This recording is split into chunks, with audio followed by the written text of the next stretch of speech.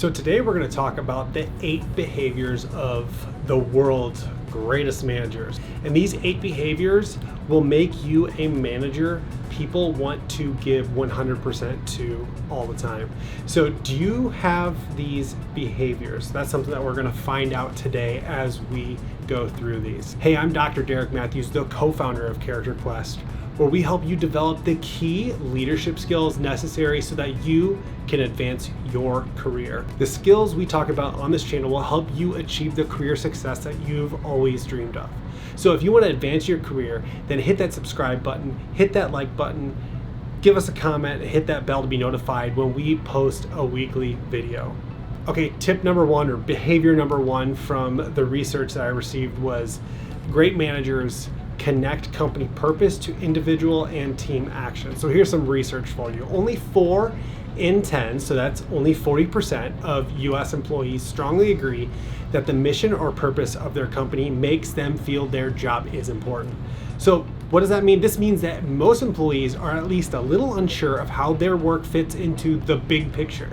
So when big changes are required, many employees lack motivation. It's the manager who is ultimately responsible for making that connection. So it's your job to bridge the gap between the what and the why of what your employees are doing at work. So in other words, you need to take the time to ensure that each of your employees know how their what connects to a bigger why at work.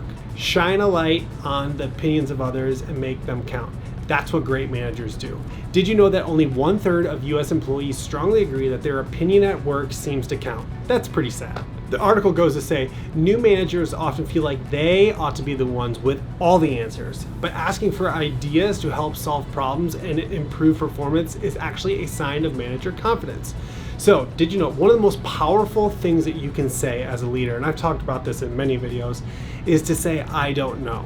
Now that might sound kind of counterintuitive to what a strong leader would say, but here's what it demonstrates. It demonstrates vulnerability and creates an opportunity for others on your team to speak up and contribute in a meeting, a huge aspect of engagement. So start making a habit of asking people what their thoughts are on the topic or decision at hand. That will set you up for success as a manager. Behavior number 3 is coach your team in a way that allows for genuine candor.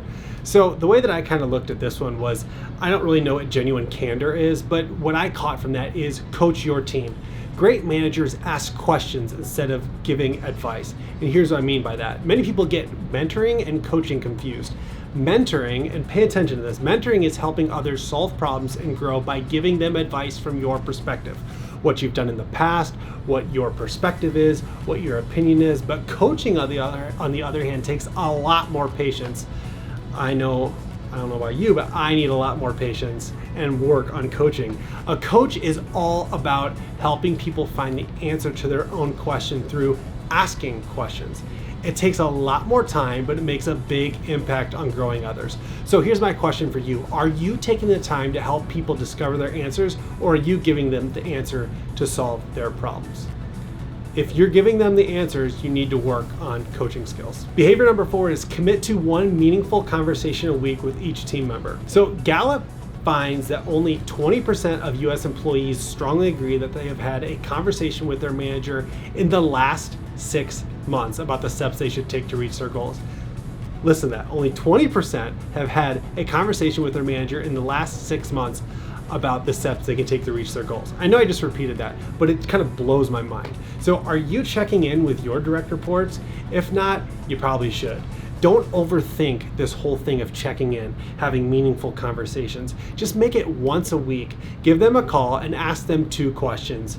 What are you working on and how can I help? It's as simple as that, but it goes a really long way. Don't overcomplicate things, just keep it simple. Behavior number 5 is unlock human motivation by connecting work to a person's innate tendencies. To motivate your employees, figure out how to reframe projects in a way that is uniquely compelling for an employee. Naturally, this requires getting to know an employee in a deeper level.